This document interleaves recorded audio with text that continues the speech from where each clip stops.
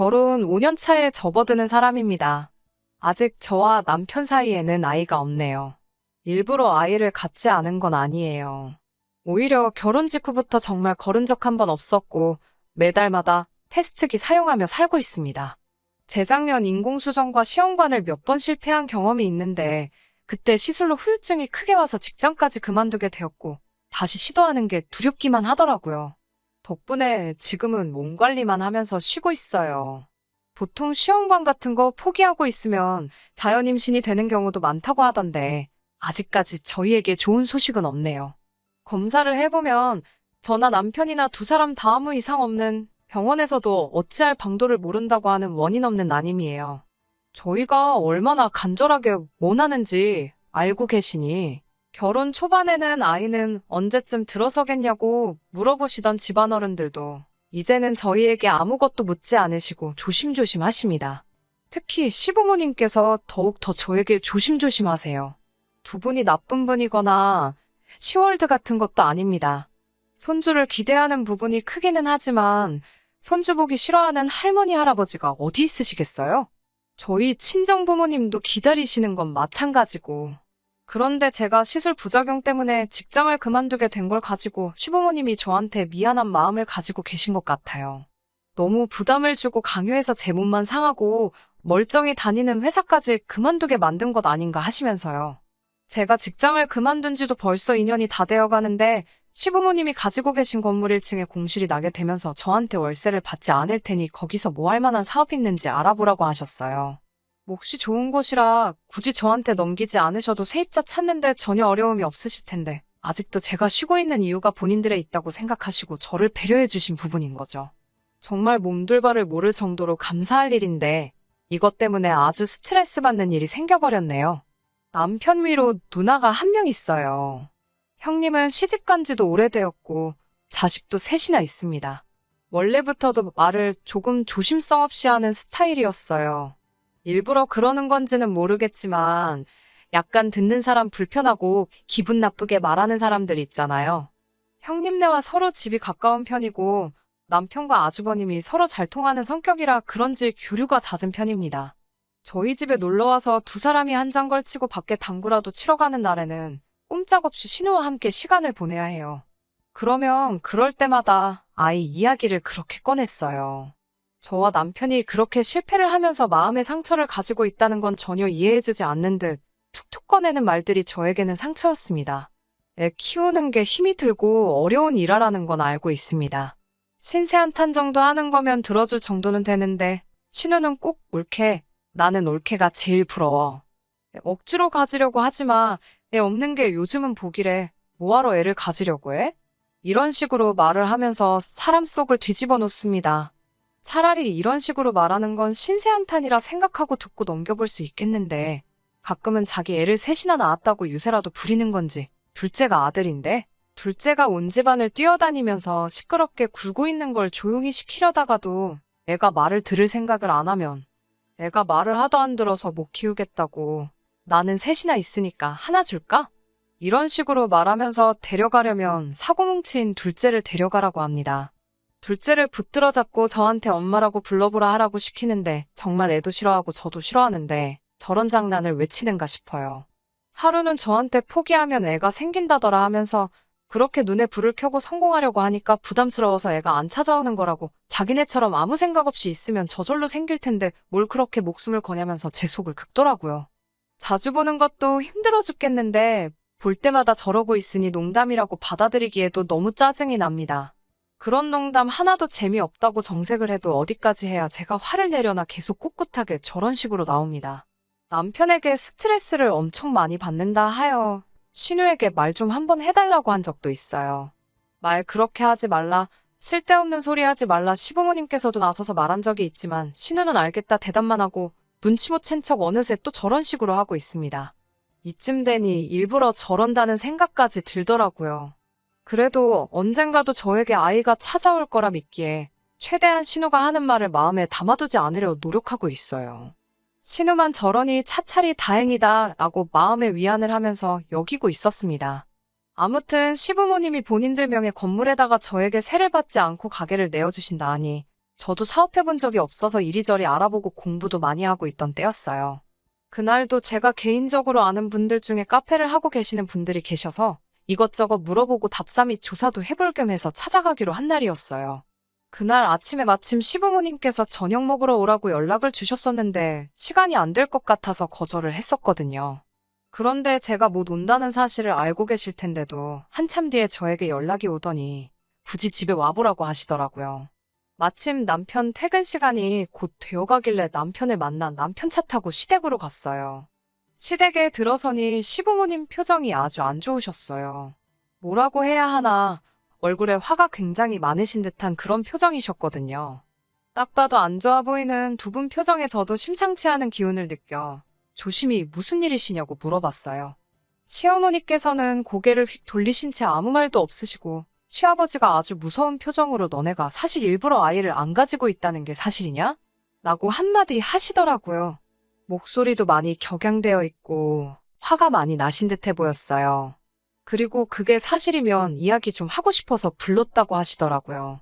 전후 사정을 모르는 상황인데 그래도 저희 부부가 특히 제가 몇 년 동안 마음에 상처가 되고 약점이라고 생각하는 부분이 그건데 대뜸 그걸 가지고 저희가 일부러 안 갖는 거냐는 말을 들으니 이유를 막론하고 눈물이 막 나더라고요.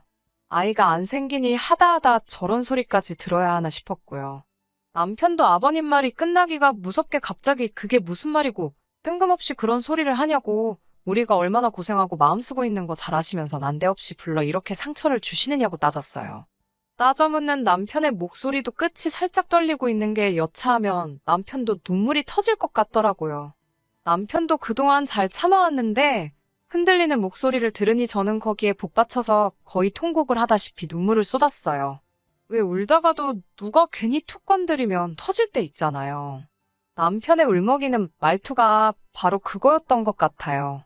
저는 통곡을 하고 있고 남편도 소리 한번 지르고 눈물을 흘리고 있으니 시부모님이 당황하셨어요. 울고 있는 저희 대충 수습해 주시고 무슨 일인가 두 분과 대화를 나누게 되었는데 그날 아침 신우가 시부모님 댁으로 김치를 얻으러 왔다고 하네요. 그러다가 시어머니와 제가 통화하는 걸 들은 듯 하고요. 그때 신우가 처음으로 시부모님께서 건물 1층 공실을 저에게 무상으로 세를 주기로 하셨다는 사실을 알게 되었나 봐요. 신우가 그때 시어머니께 시부모님이 우리한테 간섭하는 게 싫어서 그냥 안 생기는 거라고 거짓말을 했다고 이야기를 했다 합니다.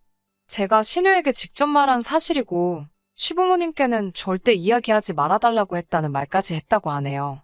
신우도 자기 부모님을 속이기까지 하는 제 모습에 화가 났지만 그동안에 저와의 의리도 있고 제 남편과의 우애도 있어서 비밀을 지켜왔다고. 그런데 이젠 아이가 안 생겨서 고생 중이라는 거짓말도 모자라서 시부모님의 돈까지 뜯어먹으려고 하는 것 같아 자기가 참다 말했다고 하더라고요.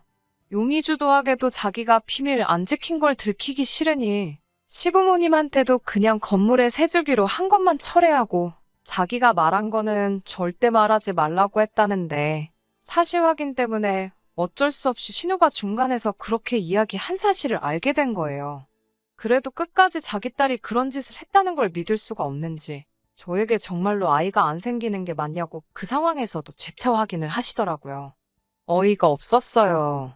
울 만큼 울었고 이 사단이 나게 된 사건의 정황까지 전부 다 알게 되었으니 더 이상 그 말이 상처가 되지는 않았지만 다시 한번 시어머니께는 당신의 딸, 그러니까 신우이가 거짓말을 한 거라고 재차 설명을 드렸어요. 일단 상황을 정리하고 집에 왔는데 잠도 잘 오지 않네요. 남편도 누나가 왜 그랬을까라고 의아해하지만서도 뭐 어떻게 한바탕 뒤집어버리려는 생각은 없는 것 같아요.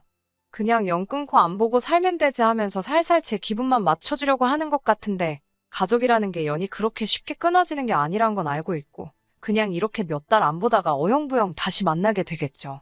더군다나 한 동네 살고 있는 데다가 남편도 당장 집 애영 아니면 근처에 같이 술 먹고 놀 사람도 없을 테니 말이죠.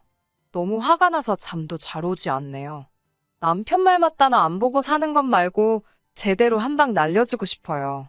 마음 같아서는 당장 찾아가서 머리끄댕이라도 잡고 싶지만 제가 잘못한 거 하나 없고 신우가 다 잘못한 일이라도 팔이 안으로 굽지. 다른 가족들이 제 편 들어주겠어요? 저 혼자 참아내야 하는 일인가 싶어서 너무 화가 나네요. 후기 보내드립니다. 제가 사연 보내드린 지도 벌써 한 달이 지났어요. 신우는 시어머니한테 무슨 연락이라도 받았는지 왜 그랬냐는 제 질문에는 대답 한 번 없었고 연락 한 번 되지 않았네요. 그 길로 저는 시댁으로 향했습니다. 시댁에 도착하자마자 자리 깔고 앉아서 신우 불러오라고, 신우 와서 오해 풀고 가기 전까지는 저도 집에 가지 않을 거라고 엄포를 놓았어요. 시어머니도 저를 말리시다가 안 되겠다는 걸 알아채셨는지 곧바로 신우를 부르더라고요. 그렇게 신우도 시부모님 집으로 찾아왔습니다. 뭐가 그렇게 당당한지 아무렇지도 않은 척 인사를 하더라고요. 저에게 잘 지냈냐고 물어보면서도 제 표정을 살피면서 최대한 저랑은 말을 안 섞으려고 하더라고요. 얼굴 보자마자 한마디 퍼부어주고 싶었지만 시부모님도 계시고 하니 일단 식사를 먼저 시작했어요. 정말 표정 하나 바뀌지 않고 시어머니한테 엄마, 이거 맛있다 하면서 아양을 떠는데 정말 소름이 다 돋더라고요. 식사가 다 끝나고 나니 제가 먼저 묻지 않아도 시부모님께서 제가 참아왔던 분노를 터뜨리기 전에 먼저 신우에게 그때 그 일에 대해서 왜 거짓말을 했는지 먼저 물어봐 주시더라고요. 저도 많이 화가 난 상태이기는 했는데 그래도 신우가 대답하는 태도에 따라서 일 크게 만들지 않을 생각도 가지고 있었어요. 하지만 신우는 뻔뻔하게도 정말 얼굴 표정 하나 바뀌지 않고 당당하게 자기가 말한 게 사실이라고 하더군요. 애 낳기 싫은데 어른들이 반대할까봐 난임이라고 속이고 있다는 식으로 제가 틀림없이 자기한테 말했다고 하더라고요. 오히려 저보고 이제 걸리니까 자기를 팔아먹어서 오리발을 내민다고 저보고 그렇게 안 봤는데 아주 무서운 사람이라고 연기까지 하더라고요. 제가 너무 화가 나서 언제 그랬냐고 화를 내니 오히려 신우는 저 때문에 겁을 먹고 당황했다며 숨이 잘 안 쉬어진다는 거짓말을 하고 앰뷸런스를 부르려고 하더라고요. 정말 저야말로 억울함에 우라가 터져서 뒷목을 잡고 쓰러질 뻔했어요. 매번 이런 상황에 누구 편을 들어야 할지 어영부영하던 남편이 그제서야 나서더라고요. 여태 저희가 병원을 다니며 받은 검사 기록을 그 자리에 던졌어요. 얼굴은 잔뜩 일그러진 채로 화가 많이 나 보이더라고요. 어떻게 다른 사람도 아니고 누나가 우리한테 이럴 수 있냐고 화를 내더라고요. 신우가 발뺌하지 못할 증거 앞에 깨갱거리고 아무 말도 못하고 있었어요. 시부모님도 이미 진작에 신우가 거짓말하고 있는 걸 알고 있었으니 신우에게 왜 있지도 않은 사실을 진짜처럼 만들어서 여러 사람 마음 상하게 하느냐고 아주 혼쭐이 나고 있었죠. 아주버님도 이때만큼은 형님의 편을 들어주지 못하고 꿔다 놓은 보릿자루 마냥 가만히 앉아서 바닥만 바라보고 있었어요. 신우는 그제서야 엉엉 울면서 쟤들한테 암만 애가 없는 게 불쌍하다고 해도 나는 애가 셋이나 있고 엄마의 친딸인데 어떻게 엄마는 상가 건물을 쟤한테 돈 한 푼 안 받고 세를 줄 생각을 하느냐고요. 저는 애도 없으니 다시 회사 같은 거 들어가려면 얼마든지 들어갈 수 있는데 말인즉슨 며느리인 제가 딸인 자기를 제치고 무언가를 받는 게 배가 아파서 꾸민 수행이라고 하더라고요. 시어머니가 묵직한 돌직구를 신우한테 꽂아주었어요. 마음 같아서는 시어머니도 신우가 마음 상하지 않게 그에 상응하는 만큼 해주려고 했었다고 하시네요. 하지만 워낙에 계획성도 추진력도 없는 못 믿어온 성격인데다가 지금 이렇게 거짓말까지 해가며 저와 시부모님, 나아가서는 남편과 시부모님 사이까지 이간질을 하려고 한 심보가 고약해서 해주려던 것도 못 해주겠다고 하십니다. 너가 거짓말했던 것도 우리는 이미 다 알고 있었고 그 건물 때문에 그러는 것도 알고 있었다고. 사실대로 말했으면 뭐라도 하나 해줬을 텐데 네 마지막 기회를 너가 차버린 거라고 쓴소리를 하시고 더는 너같이 마음 씀씀이 나쁜 사람에게 해주고 싶은 것이 없다고 확고하게 선을 그으시더라고요. 방바닥에 발을 동동 구르며 큰 소리로 울고 있는 신우를 아주버님이 겨우 수습해서 집으로 데리고 나갔어요. 신우가 나가니까 집이 언제 그랬냐는 듯 조용해지더라고요. 시부모님은 저에게 사실관계도 따져보지 않고 딸 말만 듣고 저에게 뭐라고 한 게 정말 미안하다고 사과하셨습니다. 저도 오해가 풀려서 다행이라고, 그래도 이렇게 거짓이 아닌 걸 알게 되었으니 저도 마음에 담아두지 않겠다고 말씀드렸어요. 시부모님이 가지고 계신 건물은 정말 몫이 좋은 곳이었습니다. 이 시국에도 상권이 죽지 않고 활발하고 장사도 정말 잘 되고 있어요. 요즘은 돈 벌리는 재미에 피곤한 것도 모르고 일을 하고 있습니다. 신은혜는 아직도 시부모님하고는 연락을 안 하고 지내는 것 같아요. 신우가 삐진 듯 연락을 안 하고 있는데 아쉬운 건 신우일 텐데 도대체 무슨 배짱으로 저러고 있는지 모르겠어요. 자식이기는 부모 없다고 시부모님은 신우를 조만간 용서해 주시겠죠. 그래도 신우가 저렇게 고자세로 나와서는 소용없을 것 같습니다. 안타깝게도 아직도 아이 소식은 없네요. 이제 장사도 시작한 이래 가장 성수기가 될 것 같고 당분간은 이 바쁨을 만끽하면서 지낼 예정입니다. 내년에는 몸도 다 추스러서 시술이 되었든 자연 임신이 되었든 이번이 마지막이다 생각하고 저희 부부를 그리고 더불어 저희 가족들 모두 행복하게 해줄 아이가 찾아오도록 최선을 다해서 노력해볼 계획이에요. 오랜 기다림이니만큼 내년에는 더 좋은 소식이 있었으면 좋겠습니다. 그럼 이만 후기 마치도록 하겠습니다. 끝까지 들어주셔서 감사합니다. 오늘의 사연은 여기까지입니다. 구독과 좋아요, 알람 설정 부탁드리고 더 좋은 사연으로 다시 찾아뵙겠습니다. 감사합니다.